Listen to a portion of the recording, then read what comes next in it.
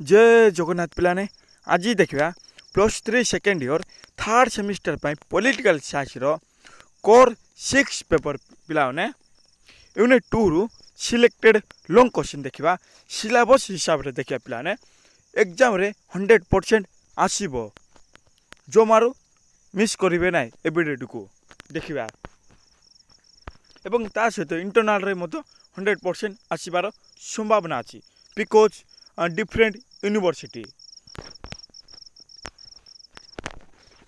देखिबा discuss briefly about idealism perspectives आदर्शवाद दृष्टिकोण संबंध में विशद भाव में आलोचना कर देखिबा कौन कहे सिलेक्टेड लॉन्ग क्वेश्चन पिला माने सिलेक्टेड लॉन्ग क्वेश्चन आदर्शवाद दृष्टिकोण अंतर्जातीय राजनीति विज्ञान एक महत्वपूर्ण और आशामूलक चिंताधारा भाव अतुट रही थाए मीन्स कौच पिलाने आदर्शवाद दृष्टिकोण जाछि अंतर्जातीय राजनीति विज्ञान एक महत्वपूर्ण और आशामूलक चिंताधारा भाव अतुट रही थाए यह एक एपरी दृष्टिकोण जहाँ मानव मूल्यबोध नीति न्याय नीति बा पॉलिसी न्याय जस्टिस शांति पीस और सहयोग कोऑपरेशन जा कहुए उपरे भित्ति करी अंतर्जातीय संपर्क और नीतिगत चर्चा करी थाए मीन्स कोच पिलाने या को एपरी दृष्टिकोण जहाँ मानव मूल्यबोध थिबो ह्यूमन वैल्यू जा थाए बा मूल्यबोध मोरालिटी जा कह जाए मानव मूल्यबोध और नीति थिबो ता सहित न्याय थिबो और शांति और ता सहित सहयोग उपरे भित्ति करी ए सब उपरे भित्ति करी अंतर्जातीय संपर्क और नीतिगत चर्चा करी थाए आदर्शवादी चिंतक माने आदर्शवादी जो माने चिंतक बा दार्शनिक माने थिले से माने मानती जे से माने भावंती जे बा मानती जे विश्व राजनीति को केवल क्षमता और स्वार्थ द्वारा व्याख्या कर जाई परिबो नै विश्व राजनीति को बा वर्ल्ड राजनीति को केवल क्षमता और स्वार्थ पावर और स्वार्थ इंटरेस्ट जा कह पावर एंड इंटरेस्ट द्वारा व्याख्या कर जाई परिबो नाही एवं बा बरंग मानवीय मूल्य और नीति मध्य क्षेत्र गुरुत्वपूर्ण भूमिका निभाई था ता सहित क्षमता और स्वार्थ थिबो एवं ता सहित पिलाने मूल्य और नीति मध्य थिबो याकु भी अत्यधिक मात्रा रे गुरुत्वपूर्ण भूमिका निभाइबाको पड़ी थाए एबे देखिबा आदर्शवाद रो उद्भव और पृष्ठभूमि कौन देखिबा आदर्शवाद रो उद्भव प्राचीन दार्शनिक चिंताधारा रे देखा जाए जे प्लाटो और कांटक मत अनुसार कहुचे मानव चिंता और मूल्य विश्व अनुभव को गठन करता है मानव चिंता और सहित मूल्य विश्व अनुभव को गठन करता है प्लाटो और कांटक मत अनुसार कहुचे पिलाने अंतर्जातीय राजनीति रे आदर्शवाद प्रथम विश्वयुद्ध पर 1914 मसीह प्रथम विश्वयुद्ध होता पिला मैंने गठित होता कौची विशेषकर राष्ट्रसंघ लीग ऑफ नेशंस रे गठन होगा सहित यही धारणा विश्व मंच रे उन्नत होइथिला अमेरिकीय राष्ट्रपति वुड्रो विल्सन अमेरिका राष्ट्रपति बा से समय राष्ट्रपति जा कह जाए वुड्रो विल्सन आदर्शवाद प्रमुख उपस्थापक होते पिलाने 1 मार्क आसी पारे अमेरिका राष्ट्रपति वुड्रो विल्सन जो थिले आदर्शवाद प्रमुख उपस्थापक होते जी तांकर 14 सूत्री कार्यक्रम माध्यम शांति और सहयोग उपर जोर देते जी तांकर 14टी सूत्री कार्यक्रम 14टी सूत्री थिला पिलाने से कार्यक्रम माध्यम शांति और सहयोग शांति और ता सहित सहयोग उपर जोर देते मीन्स अधिक ध्यान देते अधिक इम्पोर्टेंस देते एवं देखिबा आदर्शवाद मूल धारणा कौन अच्छी पॉइंट 1 पिलाने उचित मानव स्वभाव भल होगा दरकार उचित आदर्शवादी मानती जे मानव जन्म दुष्ट नुहे दुष्ट मीन्स से किसी काम न कले दुष्ट कह जाए पिला दुष्ट काम दुष्ट कह जाए ठीक से नुहे बरंग शांतिपूर्ण सहयोगी ता सहित शांतिपूर्ण सहयोगी ଓ ନୀତିମୂଳକ ହେବା ଉଚିତ। ଶାନ୍ତିପୂର୍ଣ୍ଣ ସହଯୋଗୀ ଓ ତା ସହିତ ନୀତିମୂଳକ ହେବା ଉଚିତ ବୋଲି କୁହାଯାଉଛି। ଯଦି ସଠିକ୍ ଶିକ୍ଷା ନୀତି ଓ ସଂସ୍ଥାଗତ ବ୍ୟବସ୍ଥା ଥାଏ, ଯଦି ପିଲାମାନେ ପିଲାମାନେ ଫର୍ ଏକ୍ଜାମ୍ପଲ୍ ଦେଇକିନା ବୁଝିବା, ଯଦି ଗୋଟିଏ ପିଲାକୁ ବା ବିଭିନ୍ନ ପିଲା ହେଉନା କାହିଁକି, ଫର୍ ଏକ୍ଜାମ୍ପଲ୍ ଗୋଟିଏ ପିଲାକୁ ଭଲରେ ଶିକ୍ଷା ଦିଆଗଲେ, ପ୍ରଥମରୁ ତାକୁ ଭଲ ଜ୍ଞାନ ଦିଆଗଲେ, ତାହେଲେ ସେ ଭଲ ଆଗରେ ବଢ଼ିପାରିବ ଓ ତା ସହିତ ନୀତି ଓ ସଂସ୍ଥାଗତ ବ୍ୟବସ୍ଥା ଥାଏ, ତେବେ ମାନବ ଉଚିତ ନିଷ୍ପତ୍ତି ନେଇପାରିବେ। ତା ସହିତ ମାନବ ଉଚିତ ନିଷ୍ପତ୍ତି ନେଇପାରିବେ, ଠିକ୍ ଭୁଲ ଯାହା ନିଷ୍ପତ୍ତି ତାହା ନେଇପାରିବେ। 2 ଦେଖିବା, ନୀତି ଓ ମୂଲ୍ୟ ଅନୁସାରେ ରାଜନୀତି। ନୀତି ଥିବ, ପଲିସି ଓ ମୂଲ୍ୟ ଭ୍ୟାଲ୍ୟୁ ଅନୁସାରେ ରାଜନୀତି କ'ଣ ଦେଖିବା।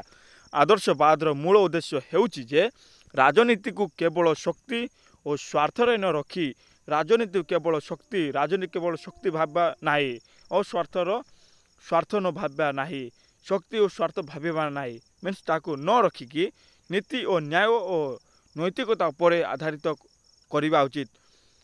ପିଲାମାନେ ଆଗରୁ ଥର ଦେଖିବା, ରାଜନୀତିକୁ କେବଳ ଶକ୍ତି ଓ ସ୍ୱାର୍ଥରେ ନ ରଖି, ଶକ୍ତି ଓ ସ୍ୱାର୍ଥରେ ନ ରଖିକି ନ୍ୟାୟ, ନୀତି ଓ ନୈତିକତା ଉପରେ ଆଧାରିତ କରିବା ଉଚିତ। ନ୍ୟାୟ ଥିବ, ନୀତି ଥିବ, ତା ସହିତ ନୈତିକ ଥିବ, ତା ଉପରେ ଆଧାରିତ କରିବା ଉଚିତ ବୋଲି କୁହାଯାଉଛି। ଦେଖିବା ଏବେ ନେକ୍ସଟ 3 ନମ୍ବର ଦେଖିବା ପିଲାମାନେ, ଆନ୍ତର୍ଜାତୀୟ ସଂସ୍ଥା ଓ ଆଇନର ଭୂମିକା କ'ଣ। ଆନ୍ତର୍ଜାତୀୟ ସଂସ୍ଥା ଓ ଆଇନର ଭୂମିକା କ'ଣ? ବିଶ୍ୱ ଶାନ୍ତି, ଆନ୍ତର୍ଜାତୀୟ ସୁରକ୍ଷା ଓ ଆନ୍ତଃରାଷ୍ଟ୍ରୀୟ ନ୍ୟାୟ ପାଇଁ ଯେଉଁ ସଂସ୍ଥା ଗୁଡ଼ିକ ରହିଛି, ଯଥା ଫର୍ ଏକ୍ଜାମ୍ପଲ୍ ଦିଆଯାଉଛି, ଏଠି ଦେଖିବା ମିଳିତ ଜାତିସଂଘ ଅଛି, ତା ସହିତ ଆନ୍ତର୍ଜାତୀୟ ନ୍ୟାୟାଳୟ ଅଛି ଓ ସେଗୁଡ଼ିକୁ ଆଦର୍ଶବାଦୀ ଚିନ୍ତକମାନେ ଅତ୍ୟନ୍ତ ଆବଶ୍ୟକୀୟ ଓ ଦକ୍ଷ ବୋଲି ବିବେଚନା କରନ୍ତି।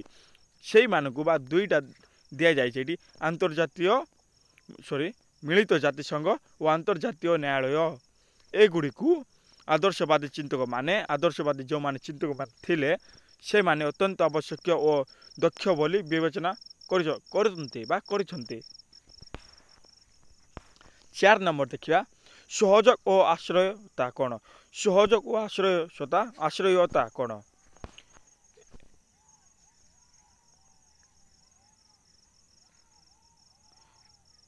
ଏହି ଧାରଣା ଅନୁସାରେ ଆଧୁନିକ ବିଶ୍ୱ ଏକ ଗ୍ଲୋବାଲ। ଏହି ଧାରଣା ଅନୁସାରେ କୁହାଯାଉଛି ପିଲାମାନେ, ଆଧୁନିକ ବିଶ୍ୱ ଏକ ଗ୍ଲୋବାଲ ଗ୍ରାମ ଭଳି ହୋଇପାରେ, ଯେଉଁଠି ରାଷ୍ଟ୍ରମାନେ ଏକାଠି ଚାଲିବା, ବାଣିଜ୍ୟ, ପରିବେଶ, ଶାନ୍ତି ଓ ଉନ୍ନତି ପାଇଁ ସହଯୋଗ କରିପାରିବେ। ଚାଲିବା, ବାଣିଜ୍ୟ, ପରିବେଶ, ଶାନ୍ତି ଓ ଉନ୍ନତି ପାଇଁ ସହଯୋଗ କରିପାରିବେ। 5 ନମ୍ବର ଦେଖିବା, ଶିକ୍ଷା ଓ ସାଂସ୍କୃତିକ ଭାବ ଦ୍ୱାରା ଶାନ୍ତି। ଶିକ୍ଷା ଓ ସାଂସ୍କୃତିକ ଭାବ ଦ୍ୱାରା ଶାନ୍ତି କ'ଣ ଦେଖିବା।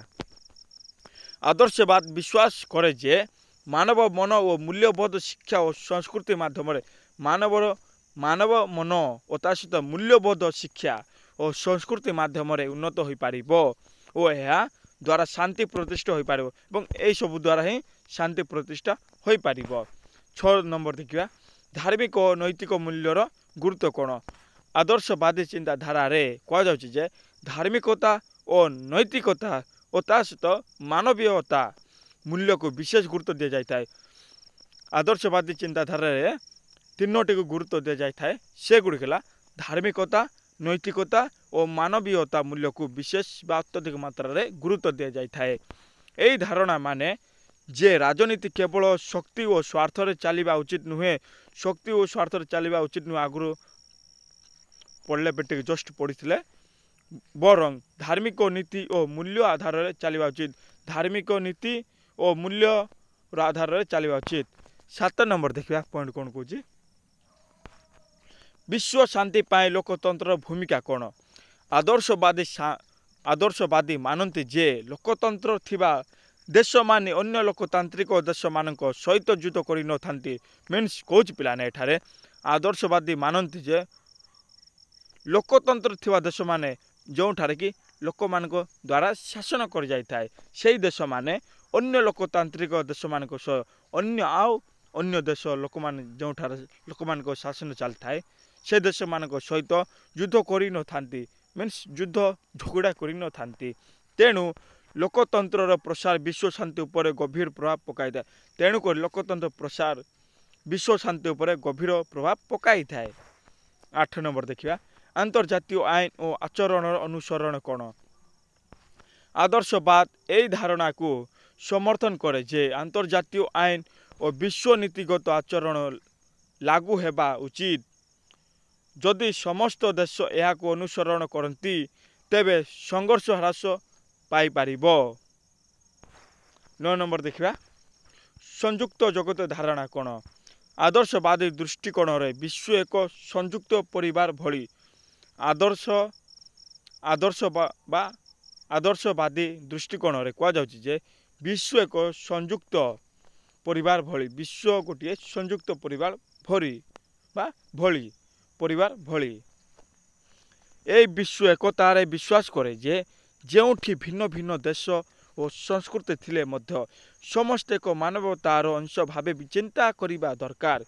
ସମସ୍ତେ ଭିନ୍ନ ଭିନ୍ନ ଦେଶ ଓ ସଂସ୍କୃତି ଥିଲେ ମଧ୍ୟ ତା ସହିତ ସମସ୍ତେ ଏକ ମାନବତାର ଅଂଶ, ସମସ୍ତେ ମଣିଷ ହିଁ ବୋଲି ଭାବିବା ବା ଚିନ୍ତା କରିବା ଦରକାର।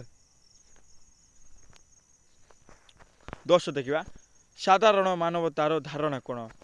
ଆଦର୍ଶବାଦ ଏହି ଧାରଣାକୁ ଗୁରୁତ୍ୱ ଦିଏ ଯେ ସମସ୍ତ ମଣିଷ ଏକ ସାଧାରଣ ମାନବତାର ଅଂଶ ଓ ସେମାନଙ୍କ ମଧ୍ୟରେ ସହଯୋଗ ଓ ଉତ୍ତରଦାୟିତ୍ୱ ରହିବା ଦରକାର, ଯାହା ଆନ୍ତର୍ଜାତୀୟ ଶାନ୍ତି ପାଇଁ ଆବଶ୍ୟକ। ଆଦର୍ଶବାଦର ମୁଖ୍ୟ ଚିନ୍ତା କ'ଣ କ'ଣ ଅଛି ଦେଖିବା। ପଏଣ୍ଟ 1 ପିଲାମାନେ ଉଡ୍ରୋ ୱିଲସନଙ୍କ ମତ ଅନୁସାରେ କ'ଣ କୁହାଯାଉଛି? ଉଡ୍ରୋ ୱିଲସନ ଆଦର୍ଶବାଦ ଜଣେ ଅଗ୍ରଣୀ ଚିନ୍ତକ ଥିଲେ। ଉଡ୍ରୋ ୱିଲସନ ଯିଏ ଅଛନ୍ତି ପିଲାମାନେ ବା ଥିଲେ ସେ ଜଣେ ଆଦର୍ଶବାଦ ଅଗ୍ରଣୀ ଚିନ୍ତକ ଥିଲେ, ଯିଏ ରାଷ୍ଟ୍ରମାନଙ୍କ ମଧ୍ୟରେ ଅସ୍ତ୍ର ନିରୋଧ, ଲୋକତନ୍ତ୍ର ଏବଂ ଶାନ୍ତି ସ୍ଥାପନ ପାଇଁ ରାଷ୍ଟ୍ରସଂଘର ସୃଷ୍ଟିକୁ ସମର୍ଥନ କରିଥିଲେ। ଲୋକତନ୍ତ୍ର, ଶାନ୍ତି ସ୍ଥାପନ, ରାଷ୍ଟ୍ରସଂଘର ସୃଷ୍ଟିକୁ ସମର୍ଥନ କରିଥିଲେ। ଖ ନମ୍ବର ଦେଖିବା ଇମାନୁଏଲ କେଣ୍ଟ କିଏ ଏବଂ ତାଙ୍କ ମତ ଅନୁସାରେ କ'ଣ କୁହାଯାଉଛି ଦେଖିବା। ଇମାନୁଏଲ କେଣ୍ଟ ତାଙ୍କ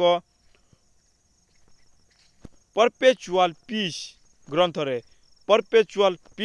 ଗ୍ରନ୍ଥରେ ଲୋକତନ୍ତ୍ର, ଆନ୍ତର୍ଜାତୀୟ ଆଇନ ଓ ଗ୍ଲୋବାଲ ସହଯୋଗ ଉପରେ ଜୋର ଦେଇଥିଲେ। ଇମାନୁଏଲ କେଣ୍ଟ ତାଙ୍କ ଗ୍ରନ୍ଥ ଅଛି ପିଲାମାନେ 1 ମାର୍କରେ ପଚାରିପାରେ। ପରପେଚୁଆଲ ପିସ୍ ଗ୍ରନ୍ଥରେ ଲୋକତନ୍ତ୍ର ବା ଲୋକମାନଙ୍କର ଶାସନ, ଆନ୍ତର୍ଜାତୀୟ ଆଇନ ଓ ତା ସହିତ ଗ୍ଲୋବାଲ ସହଯୋଗ ଉପରେ ଜୋର ଦେଇଥିଲେ। ଗ ଦେଖିବା ଆଲବର୍ଟ ଆଇନଷ୍ଟାଇନ ଯିଏକି କିଙ୍ଗ କୁହାଯାଏ। ଆଲବର୍ଟ ଆଇନଷ୍ଟାଇନ କିଙ୍ଗ, ବ୍ରେନର କିଙ୍ଗ ବା ବୁଦ୍ଧିର ଜ୍ଞାନ ଯାହା କୁହାଯାଇଥାଏ, ଅତ୍ୟଧିକ ମାତ୍ରାରେ ଭରପୁର ଜ୍ଞାନ ଥିଲେ ସେହି ବ୍ୟକ୍ତିଙ୍କୁ ହିଁ। ଆଲବର୍ଟ ଆଇନଷ୍ଟାଇନ କ'ଣ କହୁଛନ୍ତି ଦେଖିବା ଏଠି ବା ତାଙ୍କ କ'ଣ ରହିଛି। ଏ ବିଶ୍ୱ ଶାନ୍ତି ଓ ଅଣୁ ଅସ୍ତ୍ର ବିରୋଧ ପାଇଁ ଶିକ୍ଷା ଓ ମାନବିକତା ଉପରେ ଆଶା ରଖିଥିଲେ। ଏ ବିଶ୍ୱରେ କିପରି ଶାନ୍ତି ଆସିବ ଓ ଅଣୁ ଅସ୍ତ୍ର ବିରୋଧ ପାଇଁ ଶିକ୍ଷା ଓ ମାନବିକତା ଉପରେ ଆଶା ରଖିଥିଲେ। ଶିକ୍ଷା ଥିବ ଏବଂ ମାନବିକତା ଉପରେ ଆଶା ରଖିଥିଲେ। କିଏ କହିଲେ ପିଲାମାନେ? Albert Einstein. ପ୍ରାଚୀନ ବାସ୍ତବବାଦୀ ଚିନ୍ତକମାନେ ଆଦର୍ଶବାଦକୁ ଅବାସ୍ତବ ଓ ଅତି ଆଶାବାଦୀ ବୋଲି ଆଲୋଚନା କରିଥାନ୍ତି। ପ୍ରାଚୀନ ବାସ୍ତବବାଦୀ ଚିନ୍ତକମାନେ ଯେଉଁମାନେ ଥିଲେ ସେମାନେ ଆଦର୍ଶବାଦକୁ ଅବାସ୍ତବ ଓ ଅତି ଆଶାବାଦୀ ବୋଲି ଆଲୋଚନା କରିଥାନ୍ତି। ଆଦର୍ଶବାଦ ବିଶ୍ୱ ରାଜନୀତିକୁ ଏକ ନୈତିକ ଓ ମାନବୀୟ ଦୃଷ୍ଟିକୋଣ ଦେଖିବାକୁ ଶିଖାଇଥାଏ। ଆଦର୍ଶବାଦ ବିଶ୍ୱ ରାଜନୀତିକୁ ଏକ ନୈତିକ ଓ ମାନବୀୟ ଦୃଷ୍ଟିକୋଣରେ ଦେଖିବାକୁ ଶିଖାଇଥାଏ। ଏହା ଆଶା ଓ ଶାନ୍ତିର ସନ୍ଦେଶ ବହନ କରିଥାଏ। ଏହା ଗୋଟିଏ ଆଶା ଓ ଶାନ୍ତିର ସନ୍ଦେଶ ବହନ କରିଥାଏ, ଯାହା ଆଜିର ଯୁଦ୍ଧ ଓ ଅସମତା ଓ ଅନ୍ୟାୟପୂର୍ଣ୍ଣ ବିଶ୍ୱ ପାଇଁ ଅତ୍ୟନ୍ତ ଚର୍ଚ୍ଚାର ବିଷୟ ଅଟେ। ଏବଂ ଏହା ଆଜିର ଯୁଦ୍ଧ, ଅସମତା ସମାନତା ନାହିଁ ଓ ଅନ୍ୟାୟପୂର୍ଣ୍ଣ ଯେଉଁଠି ନ୍ୟାୟ ନାହିଁ, ବିଶ୍ୱ ପାଇଁ ଅତ୍ୟନ୍ତ ଚର୍ଚ୍ଚାର ବିଷୟ ଅଟେ। जदिओ यही धारणा संपूर्ण भाव व्यवहारिक नुहे जदिओ भावाई गले यही धारणाटीए संपूर्ण मात्रा व्यवहार कर जाऊना किंतु यह एक आदर्श लक्ष्य रूपे रही जाए किंतु यह गोटे आदर्श लक्ष्य आइडियल भाव लक्ष्य गोटे एम जहाँ कहुए रूपे रही जाए जहाँ दिग निर्देश देता है जहाँकि दिग निर्देश बा जहाँ दिग पथ बा दिग निर्देश चलवार रास्ता देखाई था बा निर्देश देता है। यह तिला पिलाने selected long question political science रो कोर्स 6 यूनिट 2 मु भावची आपण बुझीबार थिबे ए वीडियो को 2-3 थर वाच करंतु एवं आपण को फ्रेंड्स को शेयर करंतु। जय जगन्नाथ।